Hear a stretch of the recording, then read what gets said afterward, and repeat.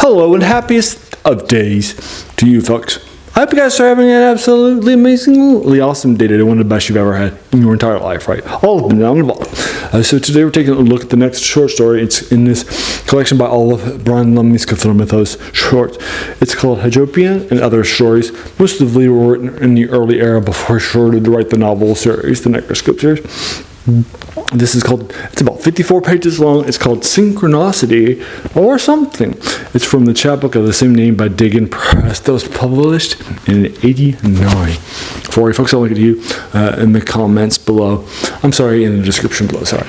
Anyway, and you can check it out too. It's like $8, so you can pick it up for, it's recently published by Cthulhu. So basically, so he grew up, Brian Lumley grew up as a big fan of the Cthulhu Mythos, horror, short stories, and that sort of a thing too. And so H.P. Lovecraft created the Cthulhu Mythos back in the pulp era when he was still alive up to 1937. And then after that happened, he then came out and he had this shared cosmic horror and such that he definitely had some good stuff out there like the Call of Cthulhu that sort of put it all together in 27, and then from things like the Necronomicon and that sort of a thing too. And then he would bring in from his co-peers like Clark Ashton Smith, Robert E. Howard, and that sort of a thing too. He would bring in some of their works too, like Cthulhu, and reinterpret it and that sort of a thing too. And he would encourage his peers to do the same with his, and so this became a shared universe, not just with him, and that sort of a thing too. I call that first generation one. When he dies in 37, a few years later, I call the start of generation 2. That's when August Derleth will take over something called the Arkham House, which will create with people like Donald Wandre, stuff like that too. And then he'll continue to keep up the good fights, publishing these older things, publishing new things for this collection. And that sort of stuff too. So Brian Lumley was writing and reading this stuff in the era when August Derleth was running this sort of thing, and he submitted a few short stories to Derleth, and he actually got a bunch of them published through Arkham House. He actually had an entire collection of just Brian Lumley stuff, right? And that sort of a thing too. And he became a big name in the field. And then he moved over to the Necroscope novel series, which is not in the Cthulhu Mythos in the 80s, which has some great by lots of horror writers and that sort of a thing too. So basically, when I was in college, as a reminder, I encountered this H.P. Lovecraft. At the time, I was reading lots of fantasy, and it was my favorite genre, from Moorcock to Lovecraft. I'm sorry, to Salvatore, to Tolkien, and then that sort of thing, to Margaret Weiss and Tracy, all that stuff. And then I encountered this collection of 3 volumes of his stuff. The first volume of his early horror stuff, the second volume of his middle era fantasies and the adrenalines, and then the last one was his Cthulhu Mythos stuff that he wrote all, that definitely got them on the map in a major way. And he's still remembered to this day because of that. And he definitely was great in a lot of different ways, right? But basically, so he became my favorite author, and then I read, and horror became my favorite genre. And right then and there, when I was reading in the mid-90s, I started to just devour every Cthulhu Mythos collection, particularly ones that were being published right around then, like Shadows Over Innsmouth that Brian Lumley has a short story in Diggins Belt, right? Or the Cthulhu 2000 collection, right? And that sort of a thing too. I read a few short stories here and there by Brian Lumley, but not that many. And so I thought it would be nice for me to knock out some of these things for you folks as part of the October that I dedicate to the Cthulhu Mythos. And that sort of a thing too. So check it out. Alrighty, so basically what's happening here in this short story, as you might remember, as there is at the time, in the early 80s, there was created, so it's about 10 years old. It might have been the late 70s actually. There was actually an RPG with cosmic horror called The Call of Cthulhu, that's based around the Cthulhu Mythos. and that sort of a thing too. And it was very successful. And it's been around actually for a while, and sometimes I think it really sort of retained and sort of popularized his stuff in a lot of ways. And in fact, I've actually read some short story collections that were published by that company right in this for this thing. But basically what happens with that is that there was a zine called Dagon that reached out to Brian Lumley, and it was going to be putting it together as in its third issue of this magazine, a Brian Lumley special for this RPG. And they reached out to him to see if he wanted to commission something.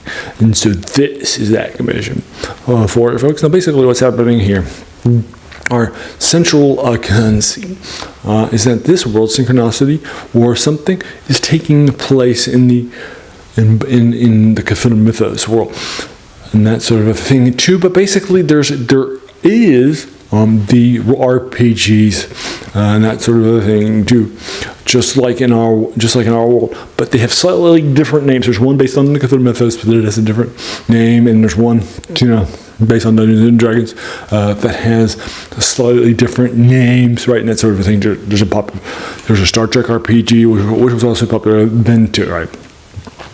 And so that's basically the central conceit. And then there are these two private investigators. One person is a little older, a little Jew, that sort of a thing too, who has to go out and see what's happening. He's given an assignment as sort of a rebounding because he's gone off to a dark place. And that sort of a thing to go and check in on a missing person. And this missing person was big into the Call of Cthulhu RPG world. And that sort of a thing too, and disappeared from a convention. And that sort of a thing too, and then a couple of months ago, and there's been somebody has gone missing from each of the conventions since then.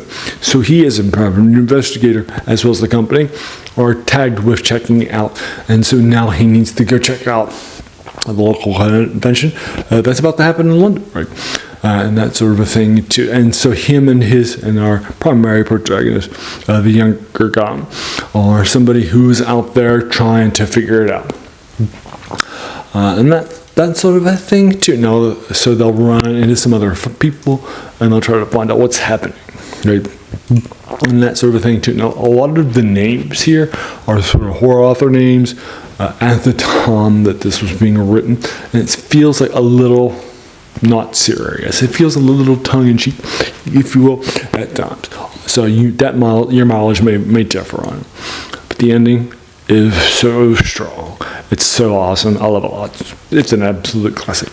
And so I'm between an 8 for the ending.